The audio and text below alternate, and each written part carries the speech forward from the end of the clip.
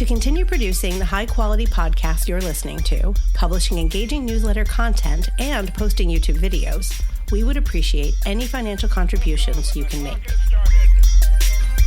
At this time, we have no advertisers, and we'd like to keep it that way. Our staff is small but growing. We can only produce a show with listener contributions from people like you. 5, 4. There are a couple of ways you can do that. You can sign up to be a monthly or annual subscriber at BroadwayDrumming101.com. You can also contribute any amount you wish through PayPal at paypal.me/BroadwayDrumming101 or through Venmo at BroadwayDrumming101. We appreciate any support you can give. The musicians that have crashed and burned, that have been part of other scenes, like jazz musicians that have played on several different records and toured with all kinds of people. You've heard them come in, or you've heard about them coming in and just not surviving. Why do you think that is? There's a few reasons. One could be something dumb, like Avion mixes. You know, they're not used to playing in a drum booth, or not used to playing with total isolation. There's technical things with the Avion or the video mount. Like sometimes I've seen people like, oh, this Kemper, you know, guitar players use this thing called the Kemper. It's like a computer. It's all these guitar sounds, very complicated. They don't know how to use it. They're not used to it. I've seen that. So a conductor might say, or the sound department may say, something's going on down there. And the conductor might say, there's something going on down there. And they might say, well, that guy's not coming back because he missed every downbeat and the volumes were all wrong and the sounds were all wrong. And that guy could, or girl could be a killing musician. It's just that they might have gotten hung up with technical things. Or there's some players have such character and style in their playing from years of experience, which is what you want. They bring authenticity to the chair. And they're just a killing player, and maybe they're brought into sub on a show where there's very specific music, and it's very written out and it's very specific, and maybe they don't understand, or maybe they have too much. Their style is too ingrained in their playing that they're not able to emulate a sub. See, when you sub, you're supposed to not be noticed.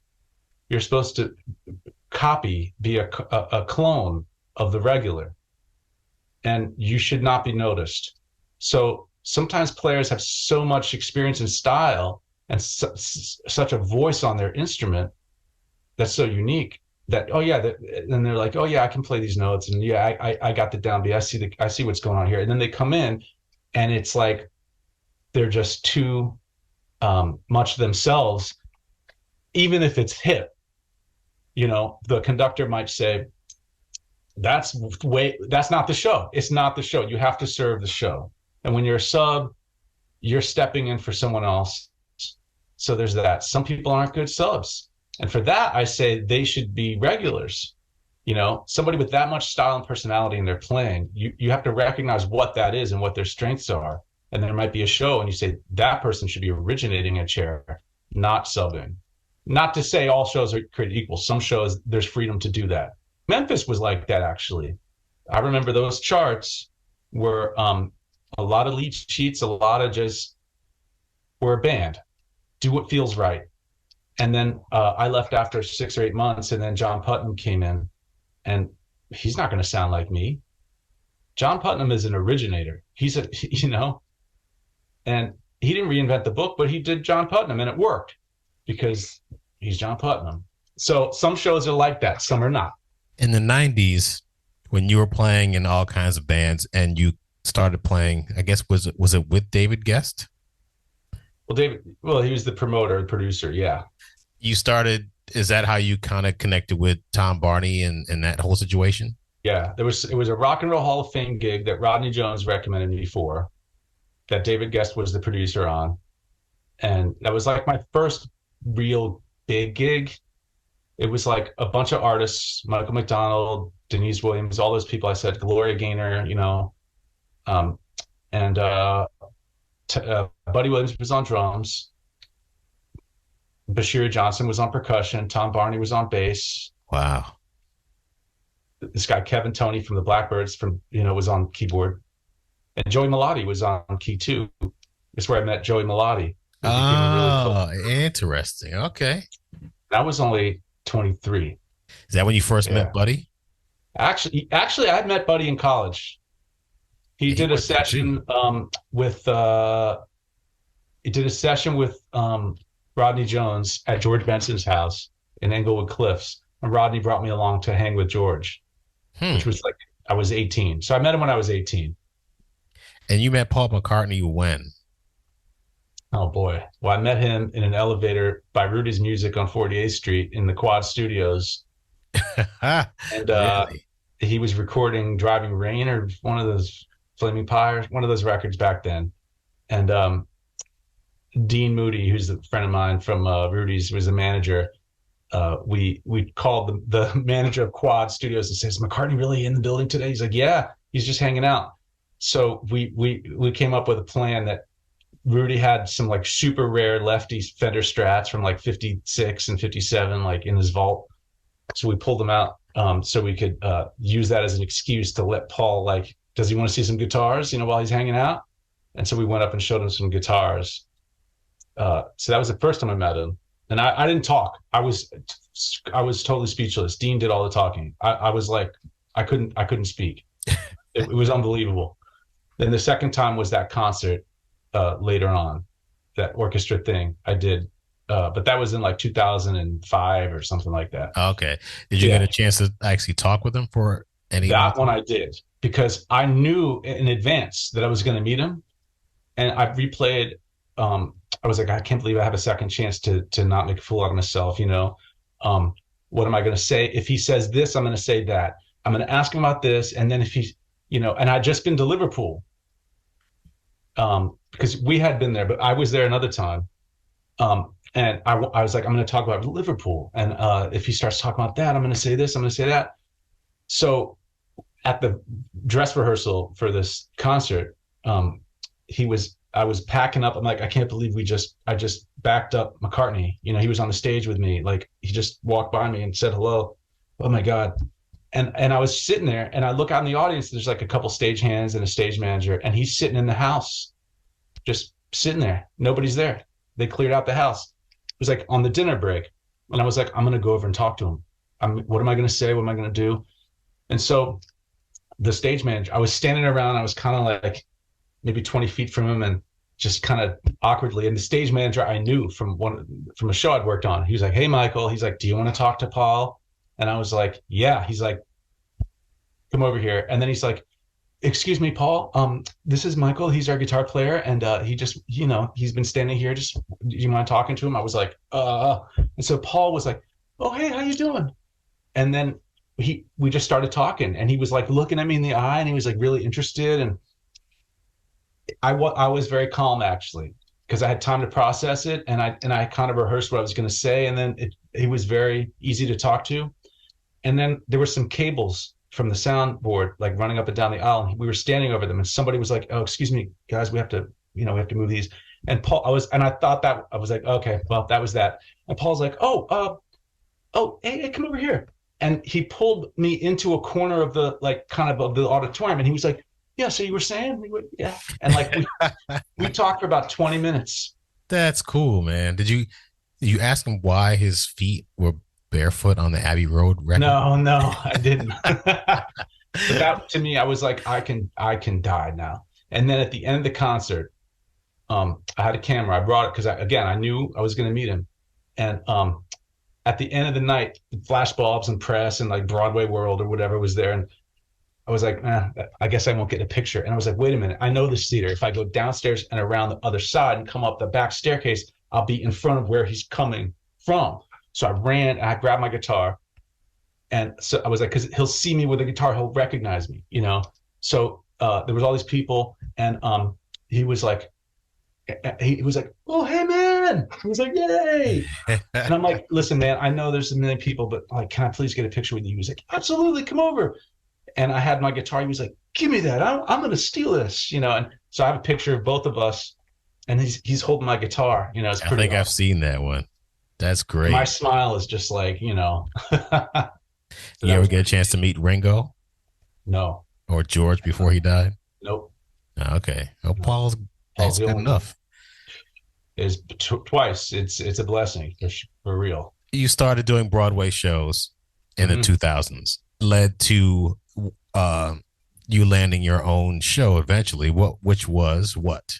So I played in a band with Tom Kitt in the around when I started subbing on around 2000. And Tom started writing his own shows, and he was working on a show called High Fidelity.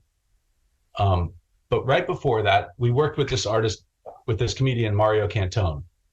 And Mario was, you know, he's in the Broadway scene. He's, you know, he did Assassins, and he's been on Broadway, but he's a very funny comedian, Sex and the City, you know.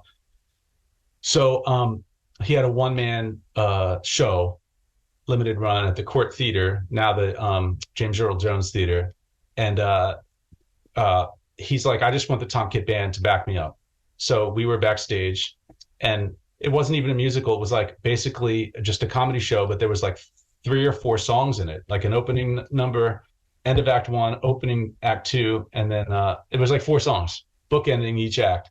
And we didn't have much to do, but that was my first technically my first Broadway experience of my own chair, in addition to subbing all during that time. And then Tom, the High Fidelity show came in, and that lasted 2 weeks. Matt Gallagher was on that, right? Correct. Yes. Matt was the associate. That's where I'm actually, and I think right before that was Altar Boys. So Altar Boys was where I met you. That was an off-Broadway show. The guitar player, David Matos, was the guitar player on that show. And then he took a leave of that. Well, he needed a sub, and he got my name from somebody. And so I started subbing there. That's where I met you and Matt. And then I left that show to do High Fidelity. I think I came back because then he left, and we swapped it out a couple times because the show lasted a few years. And then after High Fidelity, I got called to do Grease. Yeah. And then Next to Normal was another show I was working on during that time. Off Broadway, I did that. So lots of shows here and there. Evita, I did Evita. I did Baby It's You, Memphis with You. I was the in-house on Memphis. Is that your first in-house? Yes. Now, how did you get that? So Michael Keller was the contractor at the time who was calling me most of the time for gigs. And inside, you know, recordings and, you know, not just Broadway shows, but little things in between. And I got to know him. And he had called me in between for recommendations too. Hey, there's a guitar player, you know, do you know him? You know, he was starting to lean on me even back then, which is kind of how he is, you know. If he likes somebody, he'll call him again, recommendations, you know. So we were on Memphis. I can't remember why. God, so long ago. When was Memphis? 2000 and what? 7? 2009. Oh, okay.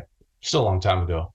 So I remember just hearing about the in-house contractorship, and I said, man, you know, and I can't remember if I was leaving a show to do Memphis, and I asked about the in-house contractorship, and he just asked me a couple of questions. Well, do you know how to, you know, run payroll? Do you know what to do? And, you know, he tells me it was a gut feeling that it was going to work out. So that was the first show I did that on.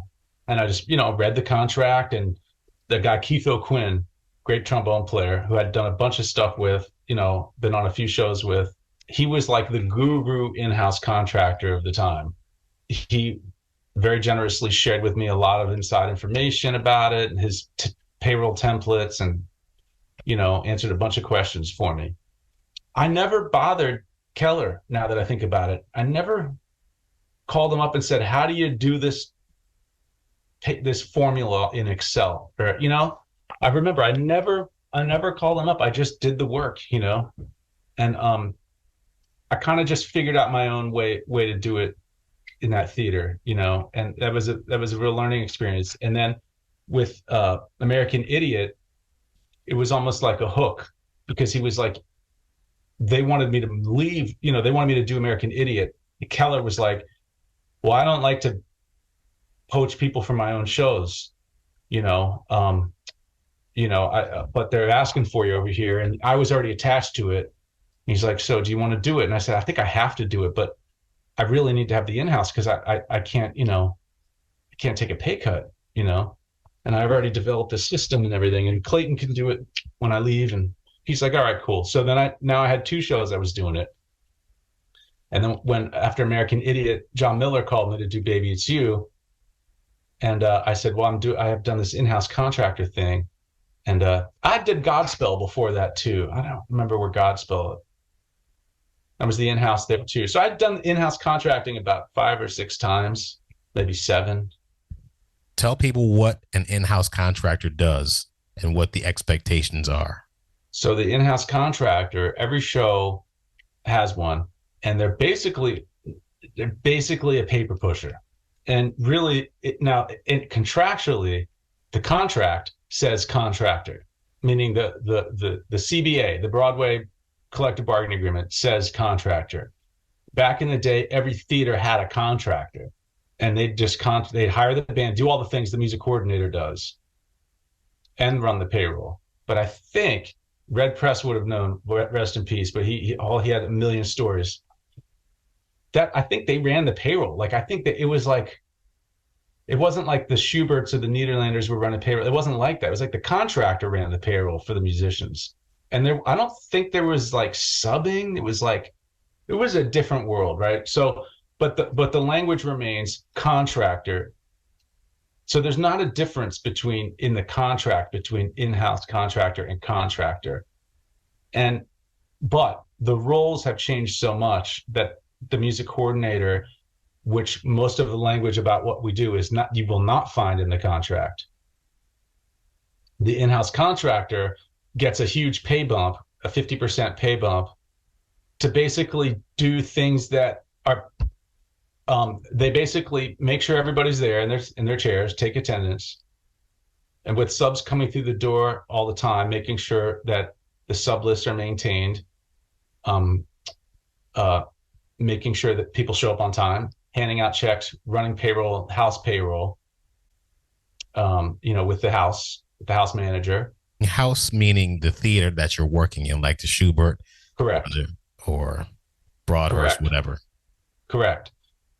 And just maintaining records for the music coordinator, and who's that side of the music department head, all under the umbrella of the music supervisor and conductor. Maintaining those chairs so that when the conductor gets on the podium and he sees a completely different band every night, that everybody's playing great. Now, it's not the in-house contractor's job to make sure everybody's playing great. It's their job to make sure that there's not people sitting in those chairs that shouldn't be there, as far as like, oh, there's 3 first-time subs tonight. You can't do that. Well, who makes those rules? That's a decision between there's the contract, but some of those rules are the discretion of the music director and the contractor. Who can be in what chair, what sections? There's sections in the band: rhythm section, brass, strings, and combinations of those players, new players, first-time players, and approved and designated subs. Approved subs means you're a first-time sub. And if you're, let's say, a violist and there's a string quartet, that's a section. That's going to be a section. So if a first-timer's in, they have to be surrounded by either regular players, meaning the chair holders, or designated subs, meaning people that might be subs, but they've been in enough that they get this status called designation by the music director, which means there's no difference between a regular and this person as far as the rules go. Like, they can be there with a first-timer or with anyone. Section rules don't apply. So if you're a first-time sub in a section, everyone around you has to be a regular or a designated sub. Approved means you've been in and you're good enough to come back, and you might be in, and being designated is not guaranteed. So approved is first, and then designated is later, once you are in enough times where the music director says, I designate you. Yes. And it's not a guarantee that you'll stay designated. It's rare, but there's times where somebody is designated, they're in all the time, and then they go on tour, or they get a show and they come back like a year later, and there's different people in the band, and maybe that, they're a little rusty, and maybe that just the show's changed. Maybe there's a new music director. Circumstances have changed. That music director can say, yeah, you know what? They're not as good as this other player. They've fallen down the list. That can happen too. So it's not like, oh, I'm designated, that's it, So anyway, those rules are set up by the music director / supervisor, if there's a supervisor, and the music coordinator. Now you have the in-house contractor, which is the person that handles the payroll and makes sure that all of the seats are filled in the orchestra pit. You have the music director who directs the show from the podium. Mm-hmm. You have the music coordinator, which is somebody like yourself who hires the musicians that go into the pit. Who is the music supervisor then?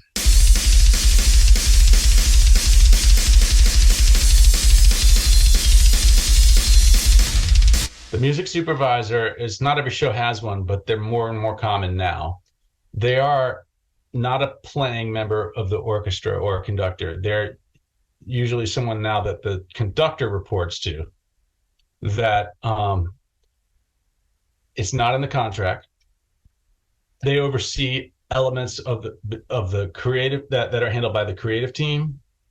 They'll be talking to the director. They're a little bit in between what used to be the conductor. The conductor, music director used to have that role.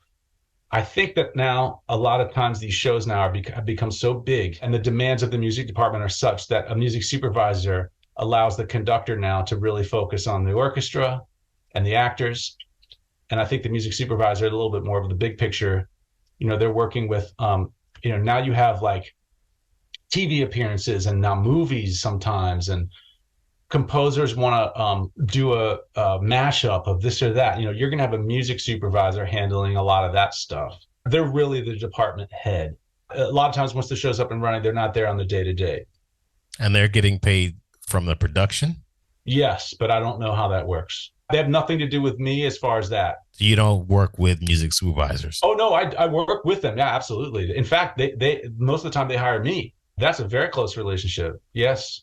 Well, and that's the other thing. A lot of times these music supervisors are doing more than that. They're also a lot of times orchestrators and sometimes music directors. Alex Lacamoire and Stephen Remus are all three.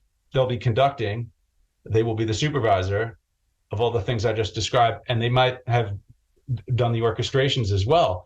And then a lot of times once the show's up and running, they'll step away and someone else will conduct the show. And then they'll oversee the music supervision of the show, and they're still the orchestrator. You started working on a bunch of different shows, and Michael Keller was asking you for referrals and recommendations. When did you decide to start partnering with him, and how did that all come together? By the time Kinky Boots rolled around in 2013, he had been telling me, and we had worked together a lot over the years, and he was saying, man, I think this is my last show. I really want to start winding down. I'm getting older. I want to play golf. I want to this, I want to that, And he was saying it enough that during Kinky Boots, we were at a party for the band went out, and he actually showed up. And we were sitting next to each other, and he was starting up with that again. And I said, man, what do you want, like an assistant? And I wasn't saying it like, I'll be your assistant, because it was clear that's not what he wanted. He said, no, I don't want an assistant. People get assistants when they get busier. He's like, I don't want to get busier. I want to wind down. I want to clone myself so that I can go to Italy or vacation or play golf, and there's another me that can show up to the session or do this or do that. And I was like, well, what are some of the things that you need? Because at that time, he was already dumping a couple little things on, like, man, there's a recording session at Power Station. I can't make it. You're going to be there. Can you just file the contract, and you can be leader on the, like I was doing a couple things like and learning, there was some tour things that he was asking me about. And like, there were just little things. And I had been in-house at that time already a bunch of times. So we started talking it through, and I was like, well, I'm already doing that. Why don't you, I can do that. So he's like, let's talk more. So we actually arranged to meet at Nathan's Hot Dogs in the Paramus Mall every 2 weeks. We would meet at the food court. That's just how, well, I don't know. That was his idea. Don't ask. And we would try to work out, how can we work together? And the idea started becoming very clear that we should be a partnership, not an assistant thing. And we were trying to form like a business, like, like a partnership, But the problem we were running into was logistically, like legally, we couldn't work it out. Some complicated shit we don't have to get into now, but we kind of were about to walk away, say, it's probably not going to work. And then I said, man, look, why don't we just go in on a show together, like two of us? And if one show is cool with it, then it sets a precedent. And then so that's what we did. We just we did the Kinky Boots tour as just two of us, both two names on the title page. We both put our names in the deal, so we're a team. So instead of one person, it's two. We just duplicated that arrangement enough times that it just became this thing. And one day he was like, man, we're like Michael Keller, Michael Aarons, M squared, Okay. And I was like, cool. And then the idea was we'd be a partnership.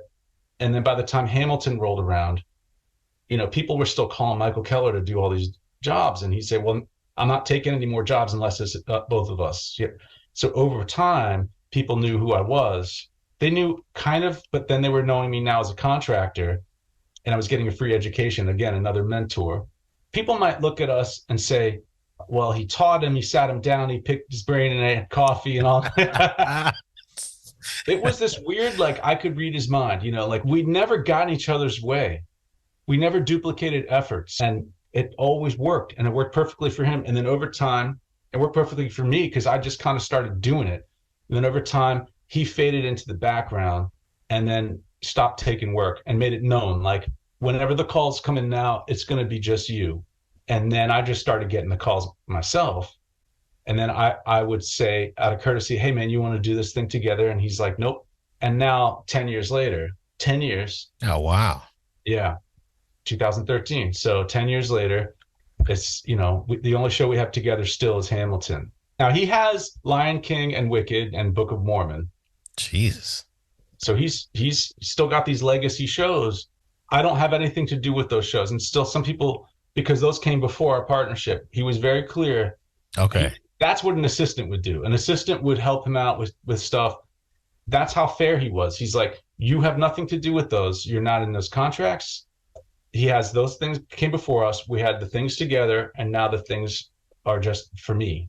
There's definitely delineation. So M Squared Music is my company. I just named it that because I started using a corp and doing everything under my business. But so that actually technically legally is just me, but M Squared is us, because it's named after us. So when you're looking for musicians, when a production reaches out to you and says, I need a drummer for this show, say, for instance, they don't have a drummer for a show that's coming up, and they're like, we need a drummer, bass player, guitar player, and horns and all this stuff. What are you looking for in a drummer that would separate them from anyone else that is, in the running? The drummer on Broadway is really unique in the sense that if they're, depending on the show and the director, there could be a lot of dance. There could be a lot of choreography. These shows start out in a rehearsal room, not soundproof, not, really meant to have a band. And you have to have a drummer who will be able to set up a drum kit and work the room where they're not really needed in the sense that nobody cares about the drum part other than hits, tempos, choreography. So you have to have a drummer who understands choreographers and directors, because you're going to sit, and this, you're going to have to sit in a room 10 to 6, 7 days a week, 6 days a week, and 3 hours you're not playing a note. And then play softly, or play hard enough that the director will be like, yes, like do the things, and then you're making it up. You're actually part of the creative team at that moment without knowing it. Experts that do this are like Sean McDaniel is an expert at that. Somebody should watch his book if they really want to learn who the best is and why directors, music supervisors, choreographers, composers love someone like Sean McDaniel. He is the Steve Gadd of drums for Broadway, no doubt. He plays everything. He's more than that. Nobody wants to hear the drums in the room more than what I just described. And at the same time, there's changes going by. They're cutting bars, they're making hits, they're creating. I mean, when I did American Idiot, they wanted guitar and drums in the room because they wanted the energy of the guitar because it's punk rock. And that was very challenging for me because I had to play with like heavy distortion, but soft, and it's this reverb, like heavy, echoey room with an upright piano. It sounded horrible, but like I watched Stephen Hoggett, who I thought the choreography in that show was brilliant. The movement was brilliant. And I'm not really like into dance. I don't really know much about that stuff, but I got to watch it 8 hours a day, like him create body movements and choreography and like how that works with drum hits and guitar hits. And changes are happening so fast and things are happening that you have to be a creative genius to keep up with that. And so that's a skill right there. You can have Steve Gadd in the room and you don't just get to walk in and know how that works. That's a phase of developing a musical theater project that drummers that rely on the drummer that is so critical and important to developing a show that I don't think a lot of people understand. Once you get past that, now you're in the pit, you're in the booth, you're hitting as hard as you want, you're hitting drum pads with electronic, with Ableton and all this stuff. Maybe some of those things were not in the cast rehearsal room, and now you're kind of separated because you have the headphones on, you're in a booth, and you're in the pit, and everybody's on stage. So there's that separation now. There's like almost like a different phase of creation that a drummer has to be hip to. That has nothing to do with like, can you do a single stroke roll with one hand, and play double bass drum, what?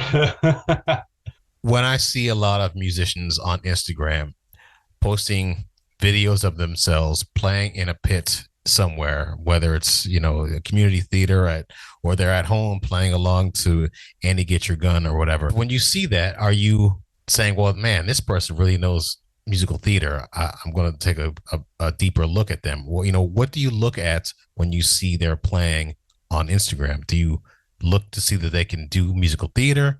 Do you look at their style? Like, what is it that you're looking for in addition to their resume that you may consider when you're potentially hiring some drummers? Yes. I listen to how they're hitting the drums. There's certain things, certain drummers get a sound out of the drums. And there's certain people who play on the click and put it in a certain place on the click. So where they're putting it to make it feel good for the audience versus the band versus the click, like where they're placing it, but how they hit the drum, the sound that comes out. There's something about someone like Sammy Marandino or Alan Childs, hard-hitting drummers, Rich Mercurio. I'm just naming players that I work with that I know. And I'm not just kissing your ass. I mean, you honestly, you're a great rock drummer. I don't know how many people listening know that Clayton is a killing rock drummer. The way you hit the drum, the sound that comes out is it's not about hitting hard. It's about hitting right. And I don't know what that is because I'm not a drummer, but I know what it sounds like, and there's times where you're on the click and you're not. And it's like, not about, it still feels good. There were times I was playing with Sammy and he's pushing the click, and he's not rushing. It's energy. It's driving, it's feel. And the sound that comes out of that drum, it's like, is it loud? Yes, but it's right. It's hitting right. So anyway, I could go on about my favorite players, but like it's this tone, they know how to tune the drum. They know how to put those gel things. I don't know what you guys do, but something to get it to sound right. Tone is important. I know that from guitar. Tone is important. It's everything. It's in the fingers too. It's how you hold the pick. Like for guitar, you hold different angles of pick really matter. So I imagine it's exactly the same how you hold a stick and where you hit the drum and how the bounce up and the down, all that stuff. I know a little bit, but so when someone's playing drums, if they're right on the click and they're playing all the right notes and they have killer chops, what's the tone? Like, what am I hearing? Does it sound good? John Bonham, like when he hits the drum, there's a big difference than Ricky Rocket, If somebody was coming to New York City and they're just graduating from high school or college, they're in their early 20s, what are some things that you recommend that they know before they try to get into the whole Broadway world and become a musician that plays Broadway shows? You're not guaranteed a spot. You're not guaranteed a chair. It's different than other jobs.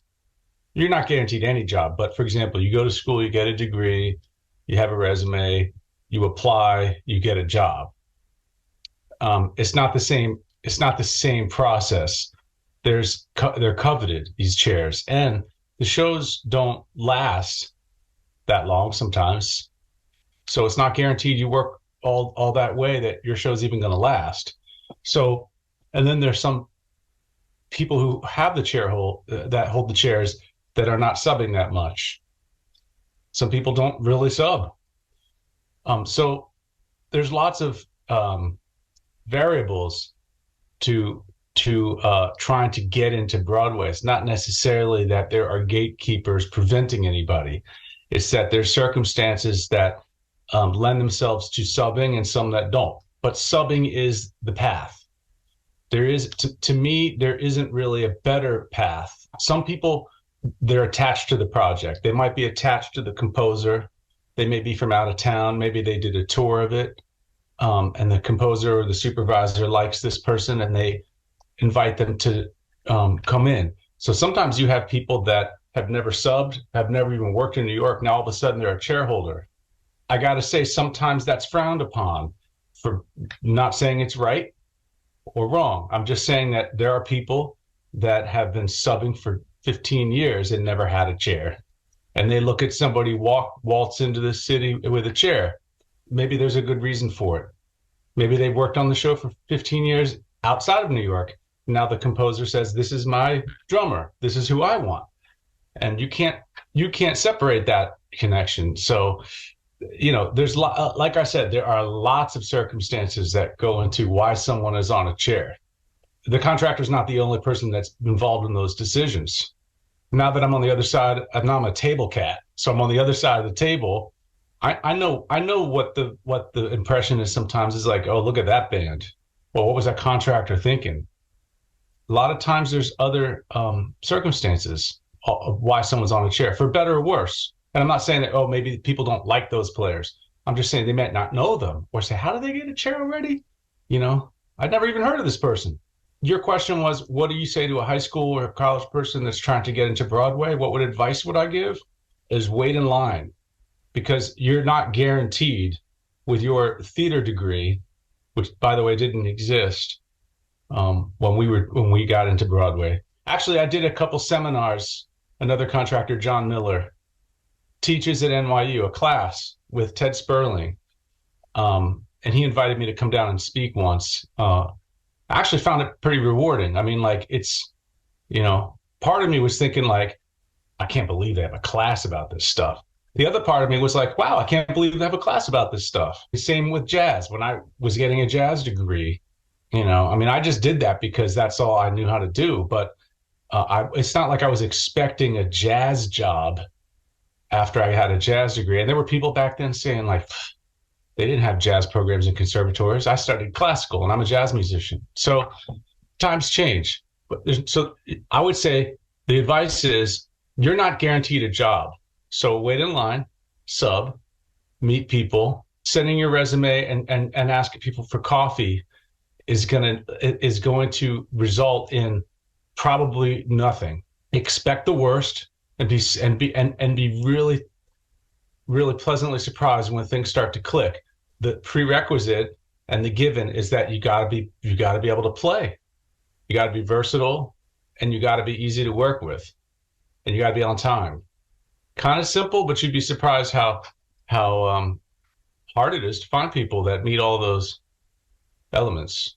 If you're telling people that, you got to kind of wait your turn and, see what happens, but what if all they want to do is play drums on Broadway, and that's their focus? I'm saying that as a harsh truth, not wait in line. There are other people before you, which there may be. Like I said, there are circumstances that you're not guaranteed a job. I would say expect to sub. Expect the show that you're a regular sub on to close in 2 weeks. Expect the person you sub for to call you. You sub, it goes great, and then they don't call you for 3 more months. Expect all of those things, because until you have your own chair, you're a freelancer.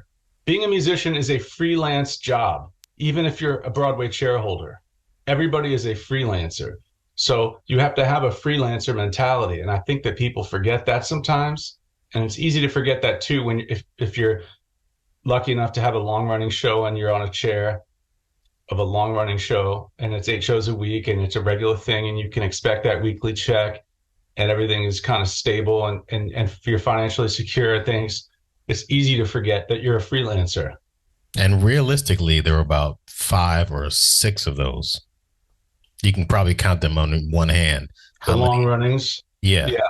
Book of Mormon, Lion King, Chicago, Hamilton, Wicked, and Aladdin. All M Squared shows but one. And what's the one that isn't? Chicago. Oh, really? Okay. A freelancer mentality. You're a professional musician. You come to New York City. How does one deal with uncertainty, knowing that shows don't last long? Don't forget to subscribe to the Broadway Drumming 101 YouTube page. You'll find more content that isn't featured on the podcast or on the Broadway Drumming 101 Instagram page. Make sure when you subscribe to the YouTube page, you click on the button to be notified when a new video is published. Be sure to visit our new shop at merchandise.broadwaydrumming101.com. Stay tuned for more.